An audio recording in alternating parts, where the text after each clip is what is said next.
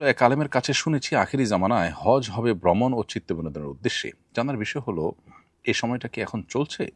আর বিনোদনের উদ্দেশ্যে হজ বলতে ঠিক কী ধরনের আচরণ বা প্রবণতাকে বোঝানো হয়েছে? উত্তর হলো যে, এই বিষয়ে তারিখে বাগদাদে একটি বর্ণনা পাওয়া যায় যে হজ একটা সময় আসবে যখন ধনীদের জন্য এটি একটি পর্যটনে ১৯টি সৌখিনতা থেকে যে সফর হয়ে থাকে সেইগুলোর অন্তর্ভুক্ত হবে। আর যারা সমাজের মধ্যম স্তরের মানুষ আছেন, মধ্যম আয়ের মানুষ আছেন, তারা এটাকে ব্যবসায় পরিণত করবেন। আর বড় বড় আলেম বা কারি যারা আছেন, তারা এটাকে মানুষের কাছে দেখানোর বিষয়ে পরিণত করবেন। নাউজুবিল্লাহ, আল্লাহ আমাদেরকে হেফাজত করুন। এরকম মনোবাসনা থেকে যেন হজের এবাদতটি আমাদের দ্বারা সম্পন্ন না হয়। হাদিসটির যে সূত্র হাদিসটি বর্ণিত হয়েছে সেটি কিছুটা দুর্বল। হাদিসগণ এটিকে দুর্বল সূত্রে বর্ণিত হাদিস বলেছেন, কিন্তু এটি সত্য যে এই ধরনের নেগেটিভিটি আছে বা এই ধরনের নেতিবাচক দিক আছে আজকাল আমাদের হজের মধ্যে। বিধায় আমাদের সর্বোচ্চ সতর্ক থাকা দরকার এবং হজটা যেন আল্লাহর জন্য হয় সেটির ব্যাপারে সর্বোচ্চ খেয়াল রাখা দরকার। হজ যাওয়ার সামর্থ্য রাখে না এরূপ ব্যক্তিকে খরচ দিয়ে হজ করানোর কোনো ফজিলত আছে কিনা? এছাড়া অনেক কোম্পানি তার ডিলারদের মধ্যে নির্বাচিতদের পুরস্কার স্বরূপ যদি হজে পাঠায়, তাহলে মালিক কি এর জন্য কোনো সওয়াব পাবেন? উত্তর হলো যে, হজ এমন একটা ইবাদত যে ইবাদতে যদি অন্য কাউকে আপনি পাঠান বা হজে যাওয়ার ব্যবস্থা করে দেন, অবশ্যই আল্লাহ তাআলা আপনাকে তার জন্য তার হজের পাশাপাশি আপনাকেও আল্লাহ তাআলা হজ পালনের সওয়াব দান করবেন এক্সট্রা হিসেবে।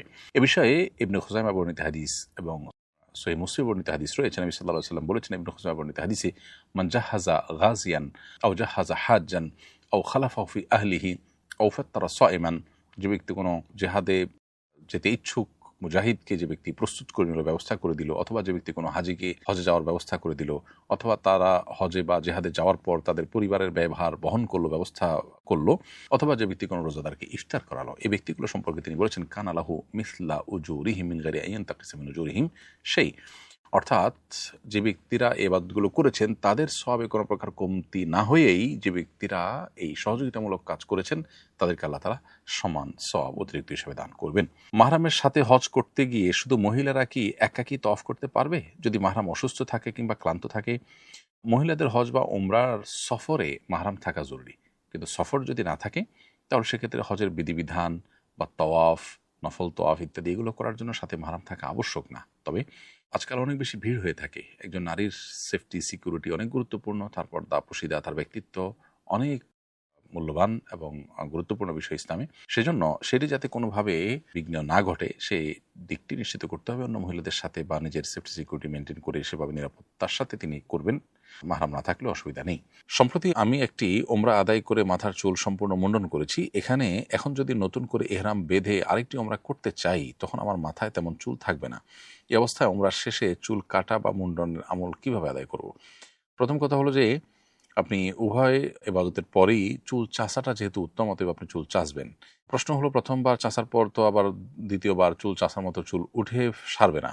উত্তর হলো যে, যেটুকু উঠে আপনি ওই খালি মাথার উপরে প্রয়োজনে ঘুর চালাবেন, তারপরও আপনাকে চুল চাঁচতে হবে উত্তম হিসাবে। যদি বলেন যে না, আমি প্রথমবার চুল ছোট করব, পরের বার চাঁচবো, সেটাও আপনি করতে পারেন। আর উত্তম এবং সরাসরি সুন্নাহর উপর আমল করতে চাইলে উভয়বার আপনাকে চুল চাঁচতে হবে পুরুষ হিসাবে।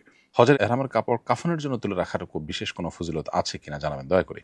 হজের এহরামের কাপড় যদি কেউ কাফনের জন্য তুলে রাখতে পারেন, যে এটা দিয়ে আমার কাফন দিও, এবং আল্লাহর কাছ থেকে তিনি এর জন্য বিশেষ কোনো ছাড়, মাগফিরাত আশা করেন, এটা আশা করতে পারেন। তবে এটাকে সুন্নাহ মনে করা যাবে না, কারণ এহরামের কাপড় এটা আসলে কাফনের জন্য রাখার জন্য কোনো নির্দেশনা কোরআন বা হাদিসে দেওয়া হয়নি। এটা একান্ত আপনার ব্যক্তিগত চয়েস। এর ফলে আপনার নাজাত হয়ে যাবে এরকম কোনো গ্যারান্টি কোরআন হাদিসে আপনাকে দেওয়া হয়নি। বিধায় আশা একজন ইমানদার বিভিন্ন ব্যক্তিগত আমলের মাধ্যমে আল্লাহর কাছে রহমতের আশা করতে পারেন। সেই জায়গা থেকে আপনি চাইলে এটি করতে পারেন। বদলি হজ কি? নারীরা কি পুরুষদের বদলি হজ করতে পারবে? বদলি হজ হলো কোনো ব্যক্তি শারীরিকভাবে হজ করতে অপারগ, কিন্তু তার আর্থিক সঙ্গতি আছে বা অন্য সার্বিক সঙ্গতি আছে, কিন্তু তিনি যে নিজে হজ করতে পারছেন না, তাহলে তার পক্ষ থেকে অন্য কেউ হজ করলেন। এটাই হলো বদলি হজ। এই বদলি হজ যে ব্যক্তি নিজের হজ করেছেন তিনি আরো জন হজ করে দিবেন, বদলি হজ করবেন। আর নারীরা পুরুষদের বদলি হজ এবং পুরুষরা নারীদের বদলি হজ, যে কেউ যে কারোর বদলি হজ করতে পারবে। এর জন্য মাহরাম হওয়া জরুরি না, যে কোনো ব্যক্তি যে কোনো ব্যক্তির বদলি হজ করতে পারবেন।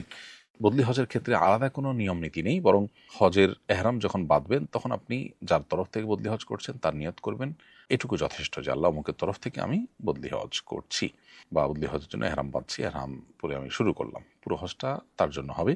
আপনি কষ্ট করেছেন তার পক্ষ থেকে করার, সেই জন্য আল্লাহ তাআলার কাছে আজর পাবেন ইনশাআল্লাহ।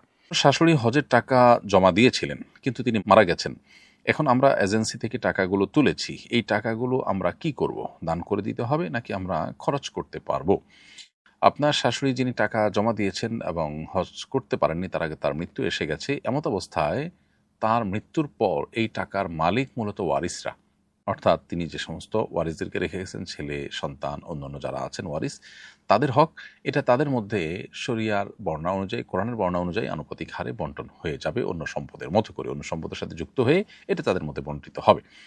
এর বাইরে যদি তার উপর কখনো হজ ফরজ হয়েছিল, এমন যদি হয় যে হজটা ফরজ ছিল বেসিক্যালি, কিন্তু তিনি সে ফরজ হজ আদায় করতে পারেননি, তাহলে সেক্ষেত্রে তার এই টাকা দিয়ে ওয়ারিসরা তার জন্য বদলি হজ করেন তাদের কর্তব্য। আমি প্রথমবারের মতো হজে যাচ্ছি, জনৈক ব্যক্তি বললেন আরাফার ময়দানে পাথরে নিজের নাম লিখে আসতে, তাহলে নাকি পরকালে নাজাত পেতে সহজ হবে, এর সত্যতা জানতে চাই। প্রিয় দর্শক, আরাফার ময়দানে উপস্থিত হওয়া এটা হজের মূল এবং প্রধান অংশ। নবী সাল্লাল্লাহু আলাইহি ওয়াসাল্লাম বলেছেন আল হাজ্জু আরাফা, হজই হলো আরাফায় অবস্থান। কিন্তু আপনি যেটি বললেন যে আরাফায় একজন হাজি গিয়ে পাথরে নিজের নাম লিখবেন, তাহলে সেক্ষেত্রে আখিরাতের নাজাত হবে, এটি সম্পূর্ণ ভিত্তিহীন একটি কথা। এ কথার কোনো ভিত্তি কোরআন বা সুন্নাহর কোথাও নেই। বিধায় এ ধরনের বিশ্বাস রেখে যদি কেউ এই কাজ করেন তাহলে সেটা বিদআতে পরিগণিত হবে এবং এর ফলে সওয়াবের পরিবর্তে বরং আরও গুনাহ হবে। ইসলামে মন গড়া বা কুসংস্কারাচ্ছন্ন বিশ্বাসে বিশ্বাসী হয়ে বা ভুল বিশ্বাসে বিশ্বাসী হয়ে এরকম কোনো কাজ করবার কোনো সুযোগ আমাদের জন্য নেই। সামর্থ্য থাকা সত্ত্বেও হজ না করলে কিরূপ শাস্তি হতে পারে? আল্লাহ তাআলা ভালো জানেন কিরূপ শাস্তি আল্লাহ তাআলা দিবেন, কারণ এ বিষয়ে ডিটেইল বর্ণনা কোরআন বা হাদিসের কোথাও পাওয়া যায় না। তবে একটি হাদিস ওমর ইবনুল খাত্তাব রাদিয়াল্লাহু তাআলা আনহুর উক্তি হিসাবে বর্ণিত হয়েছে বিভিন্ন জায়গায়। সেখানে আমরা দেখতে পাই যে যে ব্যক্তি হজ করার সামর্থ্য থাকা সত্ত্বেও হজ করল না, সে ইহুদি হয়ে কিংবা খ্রিস্টান হয়ে যে কোনোভাবে মৃত্যুবরণ করুক না কেন, এটা সমান। অর্থাৎ এটা হজকে অস্বীকার করার নামান্তর। হজ ফরজ হওয়ার পরও, সামর্থ্য থাকার পরও যদি সে হজ না করে, তাহলে তার মৃত্যুটা, এটা অমুসলিম মৃত্যুর সাথে তার পার্থক্য হয় না। এটা এক ধরনের সতর্কীকরণ। এর মাধ্যমে অবশ্য লোকটা ইমান থেকে খারিজ হয়ে যায়, সেটি সাব্যস্ত হয়েছে বলে কোনো মুহাদ্দিস, কোনো আলিম অবশ্যই ব্যাখ্যায় বলেননি। অতএব হজ ফরজ হলে একান্ত শরঈ কোনো ওজর ছাড়া হজ না করে সেটাকে বিলম্ব করা, এটা অনুচিত এবং অনুত্তম। একজন ইমানদার তিনি হজ ফরজ হওয়ার পর অনতি বিলম্বে হজ করা উচিত এবং বিভিন্ন অজুহাত দিয়ে সেটাকে পিছানো অনুচিত কর্ম। আর হজ যদি না করে কেউ মারা যান, তাহলে সেক্ষেত্রে তার শাস্তি কি হবে, তার ডিটেইল বা বিস্তারিত বর্ণনা একমাত্র আল্লাহ তাআলা ভালো জানেন। সেটা কোরআন বা হাদিসের কোথাও আমাদেরকে আলাদা করে জানানো হয়নি। হজে যাওয়ার সময় অনেকে সালাম পৌঁছানোর কথা বলে। রাসূল করিম সাল্লাল্লাহু আলাইহি ওয়াসাল্লামের উপর দরুদ সালাম পাঠানোর পদ্ধতি কি? গুরুত্বপূর্ণ প্রশ্ন। বিষয়ে নবী করিম সাল্লাল্লাহু আলাইহি ওয়াসাল্লাম থেকে একটা হাদিস সুনানে নাসাঈতে বর্ণিত হয়েছে। তিনি বলেছেন, ইন্না লিল্লাহি সাইয়াহিনা ফিল আরদ ইউবাল্লিগুনা মিন্নি মিন উম্মতি আসসালাম। নবীজি বলেছেন, আমার উম্মত পৃথিবীর বিভিন্ন প্রান্ত থেকে যে আমার কাছে সালাম প্রেরণ করে, আল্লাহর কাছে দুরূদ পেশ করে, অর্থাৎ নবী সাল্লাল্লাহু আলাইহি ওয়াসাল্লামের জন্য দোয়া করে, সেটিকে নবী সাল্লাল্লাহু আলাইহি ওয়াসাল্লামের কাছে সেই সালাম পৌঁছাবার জন্য আল্লাহ তাআলার কিছু ফেরেশতা আছেন যারা বিশ্বময় বিচরণ করে থাকেন, যাদেরকে আমরা দেখি না। কোনো অঞ্চল থেকে কেউ যখন সালাম দেয়, তখন নবী আলাইহিস সালামের কাছে আল্লাহর সেই ফেরেশতারা অবগত করেন, রিপোর্ট দেন যে পৃথিবীর অমুক প্রান্ত থেকে আল্লাহর অমুক বান্দা, আপনার অমুক উম্মত, অমুকের ছেলে অমুক, তিনি আপনার প্রতি সালাম পেশ করেছেন। তো এ হাদিস থেকে পরিষ্কারভাবে আমরা জানতে পারলাম যে নবী সাল্লাল্লাহু আলাইহি সাল্লামের প্রতি আমরা যদি সালাম পেশ করি পৃথিবীর কোনো প্রান্ত থেকে, সেটি পৌঁছাবার জন্য আল্লাহ তাআলার ফেরেশতারা নিয়োজিত থাকেন। অতএব কোনো মানুষকে দিয়ে মদিনায় সালাম আলাদা করে প্রেরণ করবার প্রয়োজন নেই।